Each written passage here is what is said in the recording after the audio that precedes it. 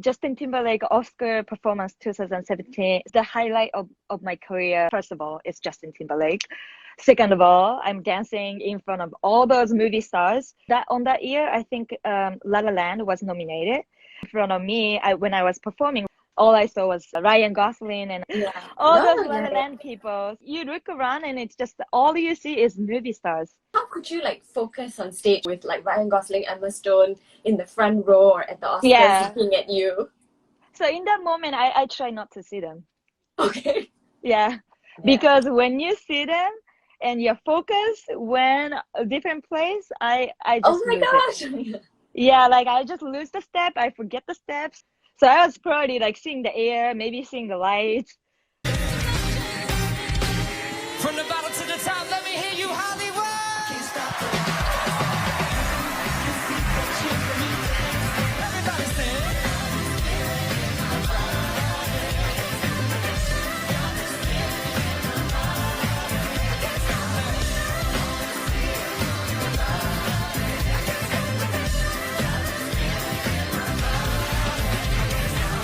Break it down. Hello everyone, thank you for joining us again on Secrets to Success. It's Krystle, and today I'm very excited to bring on a very special guest. Her name is Natsuki Miya. Natsuki moved from Tokyo, Japan 11 years ago to New York City, and she's now based in LA. She has worked with some of the biggest names in the industry: Beyonce, Rihanna, Justin Timberlake, Lady Gaga, Nicole Scherzinger, and many more. And today she will share her story on how she broke into the industry and her journey so far. Thank you so much for joining us, Natsuki. Oh, no problem. My pleasure. You have worked for top industry artists like Beyonce, Justin Timberlake, Lady Gaga, Rihanna. How did you get their attention? How did you get casted in their productions and their tours? Working with people like those big names is really about getting to know the choreographers. I think that's the most important part of my journey, because all those choreographers who I've worked with believed in me and believed in my talent. So to me, you know, like people ask me like, how did you work? How did you, you know, get the opportunities and all that stuff? To me, getting to know the right people and the choreographers and who you inspired by is the big part to be able to work with those big names. Just fine. Oh, what you think about that? Now you know how I feel. Say you can handle my love. Are you for real? I won't be hasty. I give you a try. If you really bug me, then I'll say goodbye. So, for example, you worked with Beyonce, I think 4 or 5 times, right? What was that like? How did you get casted in her? How did you get casted? So the first time working with Beyonce was through my mentor. Her name is Dana Foglier. I was learning from her. I started taking her class at Broadway Dance Center when I was a student, and then she took me under her wing.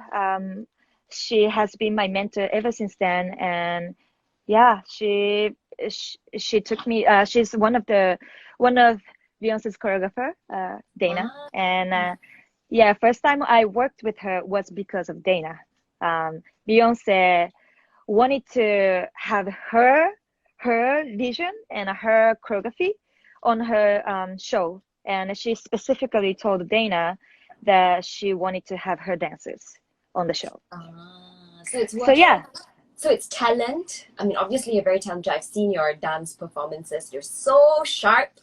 So incredibly talented, and also working with the right choreographers, like you said, working with the right teachers, and then Dana took you under her wings, and then you got to perform in some of Beyonce's shows, which is fabulous. You know, you were part of Beyonce's homecoming Coachella performance in 2018, right? And I think you described it as your most epic performance ever, the biggest stage, the biggest production and crew. Yeah. What was that like?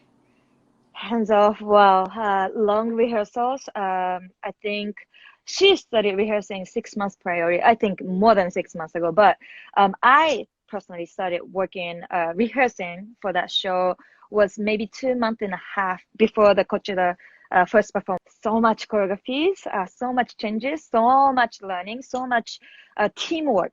Teamwork is probably the biggest part of it. You know, you have to work as a team. You have to always, take care of each other, respect each other, and cheer each other. Because it can be every day, long hours. I think it was 6 days a week, 1 day just a rest day. So every day coming to the big studio, just be in the studio probably 8-9 hours, and working with a big cast, which is I think it was 80 dancers and more than 100 musicians on the show. Oh my goodness, more than 100 musicians, 80 dancers on stage. It must be a huge, huge, huge stage. Huge. Yeah. So it required us working as a team, like big part. A lot, yeah. Coordination among everybody on stage, right? And even off stage, like lighting directors, the stage manager, etc. Everybody. Yeah, I mean, I have seen one of Beyonce's concerts live before. I was in LA, I think 2 years ago. I went to her concert at the Rose Bowl Stadium in Pasadena, and her production is like top class.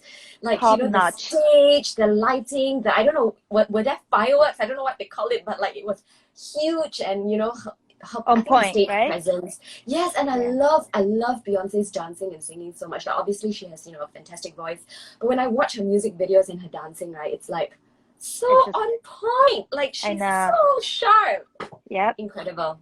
It's really about to me. Of course, she's the one. Beyonce is the one who is gonna bring, the art in life to the vision, so that the world can see. But to me, it's the choreographers, directors, all those lighting designers that make a huge part to make make her as bright as possible. You know what I mean? So to me, I respect all those people behind her and working under her. They are just the top-notch A plus people. All of them are just the most professional people in the industry. Very well said. It's a whole team of people that have to come together to put up a good show, right? Like, you need the lighting directors to provide good lighting, best choreographers, like for example Dana, Jaquel Knight, etc., who come up with these fabulous choreography for her and all the dancers to do. And obviously all the dancers, you have to be so in sync and so sharp and so on point for this whole production to come together. So it's really, really, like you said, a team effort for the whole production. Teamwork. Yeah. And in 2014, you fulfilled one of the biggest dream projects in your career, which is being involved in Michael Jackson's music video, Love Your Heart So Good, feat. Justin Timberlake. Tell us more about that experience. So, I mean, of course, Michael Jackson, he inspired the world. He inspired a big part of my artistry. When I came to New York for the first time, I told you, like, I couldn't speak English very well. I was learning English so much. All I remember was, like, I printed out so many Michael's lyrics, and I was just reading and trying to study English from his lyrics, all of his music. So that to me, first of all, he taught me English, I guess. He taught me how to brave. He taught me so much about performance, the presence on the stage. I know he was a shy guy, in real life, but when he was on stage, he was just unstoppable. That gave me so much confidence, so much like courage. I was not a confident girl. I was not a outstanding, like I'm like out there. I would have probably considered myself, I was very shy when I was little too. Like, I was very shy. How did you then break out of that shell? It was Michael. To be honest, it was Michael. I didn't know how to. What about Michael? Like, was it watching his music videos, or? I think what I learned from him is very about the switch. When he switch off stage, he's just a regular guy. He's just kind of shy, very soft. Like how Michael talks. I think that the presence of his presence on stage, it's just like a turn on. Like, when he turn on, it's just a different person. Like, it's Michael still, but it's just different. And that to me inspired the most. Like, you can just turn on the switch and you can be whoever you want to be. So that to me, that he inspired me so much. Not only his music is just so timeless. His music is so great. I love his music. Being able to be in his project and in his music video was definitely the biggest moment on my in my life, maybe on my career. Yeah, but yeah, that was big. Yeah, how many people get to say they're involved in one of Michael Jackson's music videos, right? Crazy to me to think about it, but yes. Yeah. Wow, you also went on tour with many industry artists like Sean Paul. That was your first tour that you booked. That was first tour, yeah. Pharrell Williams, Lana Del Rey. Tell us what a typical day on tour is like. Like, what do? You wake up in the morning? Do you all have rehearsals? What is it like for, everyone else of us who don't get to experience that kind of right. life? Yeah, so I would say depends on the artist. On tour, it's really different. Some of, like, I've heard, Beyonce's dancers, like, they have to rehearse all the time before the show because there's always a change, in a different city, they do different stuff. So to me, it's really depends on who you're working with. The people I worked with was very, like, I would say, like, more like a chill people. So they are not really stressing about their, stage set or like the order. If they change, they're gonna let us know maybe like an hour or two hours before the show, and we have to make sure we know the changes. But I feel like like the people I traveled with were very like chill people. So I didn't have to really rehearse before the show. It was more like when you go to Europe, you have to constantly travel different countries. Yes. And before the show, you have to get ready. You have to, kind of like have some coffees and and how do you say it? Yeah, you just have to, take care of yourself to be able to give the best you have on that day. So that's the hardest part of it. Like time difference. You probably are traveling all day and have to be on stage. And after the stage, you have to, take showers and hop on the, plane again. So taking care of yourself and get ready for the show to give yourself, 100% on stage not every night, but every shows probably would be the part that you have to be really, really be professional about on tour.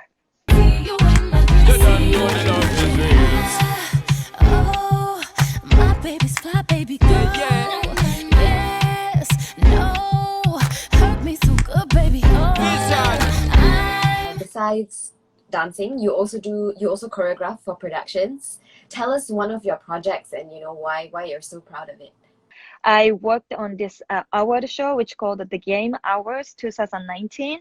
I choreographed for the award performance for Grimes. She is a singer-songwriter. Like very big in EDM, electric music world.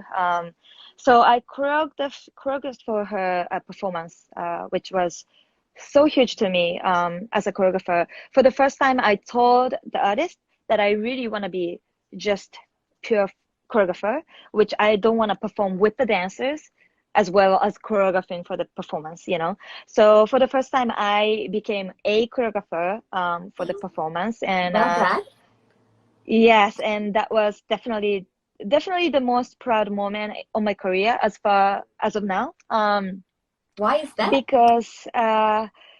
Because dancing is you work for it. You work for it. You work hard. You train so much and take auditions, and you get it if you have talent. But choreographers, you have to have different talent. To me, as I've experienced, you have to have communication ability, have to come up with the great idea of the choreography so that you can bring the music into the vision. People gonna see it, but the performance is about watching, not like really listening. You have to bring the song as a visual. So to me, that's another talent. It's about bringing the song to the vision, to the table, for the people to see. So that's another thing I really experienced and learned, how important to have the sense and the ability to bring that kind of, message onto the Yeah, stage. it's a talent also, right? Because not just dancing, but it's also bringing, like you said, a song to life. Yeah, an song idea to that life. you have into a vision on stage, because you have to, in your head, I guess, plan what the movements will look like and what each dancer has to do in what position for the whole thing to come together, right? Right. And you have to constantly talk with the productions, like, set designers, lighting designers, music composers, and the show directors. And also the biggest part is the artist, what she want to do, what she want to bring to the stage, what kind of mood that she is in, so that we can collaborate everything together. And that's the part that most, taking a long time to bring all the ideas together and make the artist, the happiest place, because, she or he, the artist is going to be the one who is going to sing and perform. And we're going to be the one who is going to be just backupping and, is supporting for her.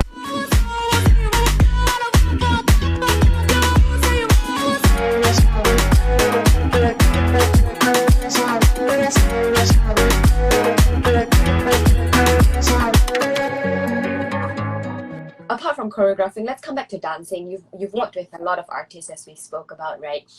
Do they know you by name?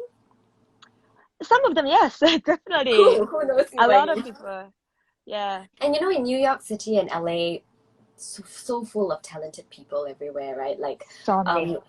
when I was in the States, everywhere I went, there were people performing in the streets, on the trains, in the parks. Even my Uber driver was an actor, like a quite well-known actor. So everybody is striving to make a name for themselves. Do you ever feel intimidated, especially when you first move as an 18-year-old to a big city like New York, and being surrounded by all these people? It's like, to me, like when I moved to New York, I didn't even think about, like, per se, like, I would be a biggest dancer in the industry. Like, I would work with them, and I would work with Beyonce, I would work with Pharrell. Like, I didn't even think about that way, because I never knew what's possible. All I was thinking about is, like, how can I be better? That's all I always thought of, and, bettering myself each day. Like, what can I do today?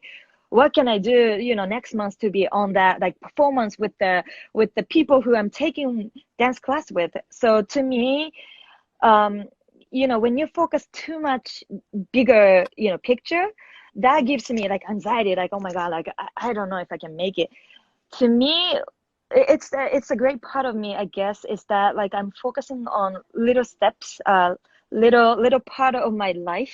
What can I be better? What can it be better? Like, what can I be better, tomorrow? That's great. So, that's a great mindset to have, yeah. So to me, like, I didn't even get intimidated about those big names, because first of all, I didn't even think about working with those people in the first place. I was always in the classes and, looking at the weekly schedule, like, oh my God, I want to take this person. Oh, this teacher is coming from LA. Let me take them. You know what I mean? Like, it was always just a short term, it was always about in front of me, seeing all the talent on the street. I just get inspired, and I'm like, how can I be like them?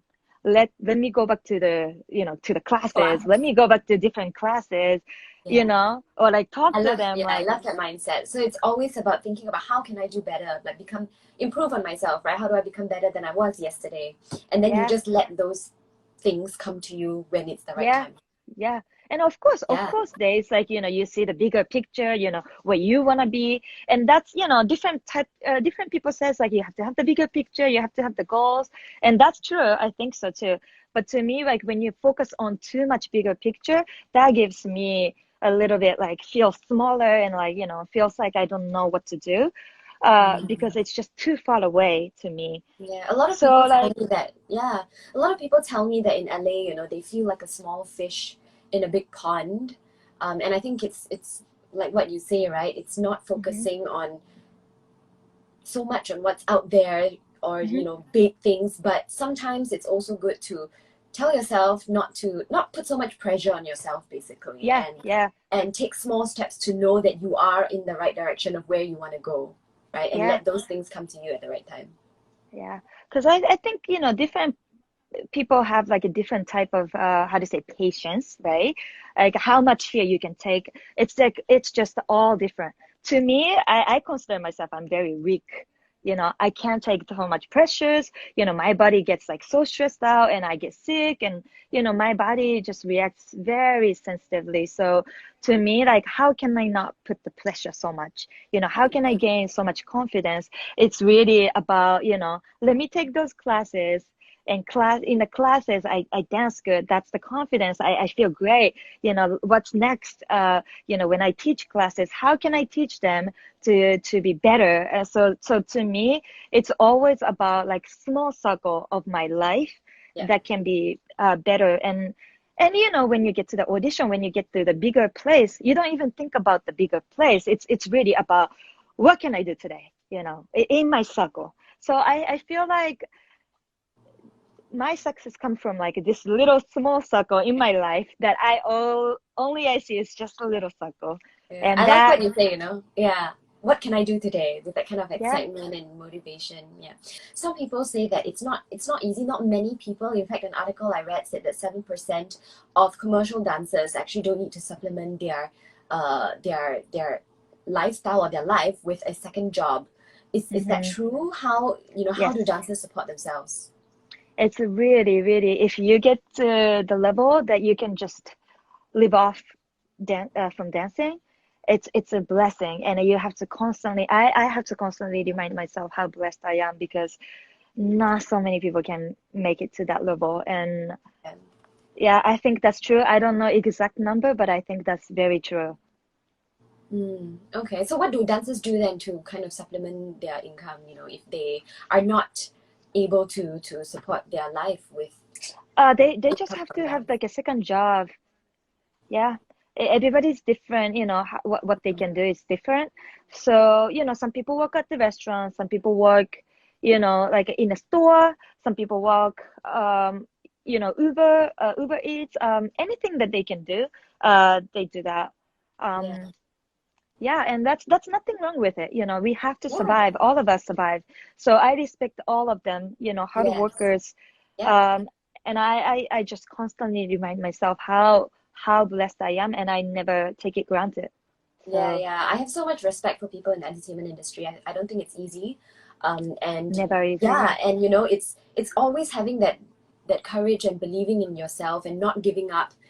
Even in the face of rejection. I mean, you described the entertainment industry as a jungle of judgment, right? I wanted to ask you more about, why you call it that. And I think it's really interesting because coming back to my earlier point, which is that, I have so much respect for people in the entertainment industry, because I know people in this industry especially, and of course other industries as well, it's always about never giving up. You always get rejected, right? Even the most talented people sometimes get rejected because you don't always fit a particular role, and then people question themselves, are they good enough? And obviously with income as well, because not everybody gets to support their life with the income that they get from their work. So it's having a lot of passion, never giving up, being okay with rejection. I have so much respect for people in the industry. And tell us more about why you call the entertainment industry a jungle of judgment. It's just whatever you do, industry is always a judgment, in a good way or bad way. First of all, when you take auditions, it's really about judging you. Like every moment you're in the studio, in the audition space, everybody is judged. Next to your judge, the choreographer judges, the director judges you. So the first place, to begin with, it starts with the judgment. And then when you hopefully book the job, now another judgment comes from, who you're gonna decide, put the dancers behind the artist, or behind this, put somebody in the shots. All those little things comes with the judgment. Could be the skin colors, could be the height, could be hairstyle, could be how you have like your aura, anything. Like it could be, depends on the job. It's always different. How you carry yourself. You're always judged, and you're always, like you said, when you go into an audition room, right? they are judges. They are judging whether they should cast you in a show, right? So I guess there's also that pressure and of being looked at and judged all the time. So yeah, to me, I feel like working in the industry is just constant judgment you have to feel. Even after the job, seeing the performances on the TV, you are getting constantly judged. Oh, she's doing great. Oh, like, oh, you shine. Oh, like, I see you, Natsuki. You know what I mean? Constantly you're like being, kind of seen or judged. So to me, it's just the nature of judgment, the nature of the industry. It's the nature of it, yeah. So how do you handle that? What advice do you have for people as well who are in the industry? How do you handle that kind of pressure of being judged all the time? Because it comes with the job, yeah. Yeah, it's hard to learn about it. It took me so long still learning, and there's never like a clear answer because it goes to different type of answers to different people. But to me, having the confidence to be truly who I am is the biggest part to be like in a jungle of judgment. Because like if you care about it, if you don't know who you are, if you're not truly who you are, then you're gonna be constantly judged, and then you're gonna constantly judge yourself because you just are so not sure about. Yeah, I love that. Like be confident of who you are and in your abilities, and it's okay if you don't get the part, or it's okay if things don't go well on a certain day. Be confident of who you are and continue pushing along. Yeah, and stay always true to yourself, because once you start trying to be her or trying to be him, now you lose yourself, and now you book job but you don't know who you are, and then being judged, and you feel constant pressure, and that's hard to deal with, because you just lose it. So staying true to yourself always, so that when you get judged, you stay strong because you know who you are. And yeah, so I think that's me. That's my answer. Yeah, I think that's the best and most genuine and authentic advice, right? You can say to someone in this industry. I looked over to the left. I was looking so good I couldn't reject myself. I looked over to the left. I was feeling so good I had to touch myself. I looked over to the left. I was eyeing my thighs, but a beat came round. I looked over to the left. Coming out of my shirt and then my skirt came down. Do dancers have a shelf life? Is there, a cutoff age beyond a certain age where it's hard? It gets harder to book tours or shows. To me, it's about. I don't think there's no age limit. It's really physical. I would say it's dancers. I want to say as a dancer, we are the sports players. We are constantly pushing our bodies, and it's just hard work. You have to constantly maintain your body. So yes, it's a short time of your career, but as long as you have passion, as long as you have hustle for, and as long as your body is in a good shape, you can always do dance work. It's really it really comes with the passion, because to constantly push yourself, you have to have passion. You have to have love, for it. And that's the hardest part, to keep that passion and to keep the love for it, because that comes with the hard work. You have to have that love to keep pushing yourself. So there's no. I mean, I watch dancers' music videos, your music videos. So much energy, so on point, just bursting with energy, and also you're bending your neck, bending your back, throwing your body on the floor. Oh my gosh, yes. Yeah. So much. We are constantly injured. We hide it, but I have injuries. I still struggle with the back pain and the neck pain. Here and there. It's really about through all those pains and injuries. You still have to have the passion. How do you deal with those injuries? You just have to take your time and treat it, and push yourself. So what happens, right, if you're a part of a big production with, say, Beyonce or Rihanna, and you are, standing right next to her where it's not easily substitutable? Do you all have backup dancers in your entourage, or in case, you know, someone gets injured and or is sick or is unable to perform? Yeah, some camp, some of the team has backup, people, but not usually. Music videos, not, we don't have it. TV shows, we don't have it.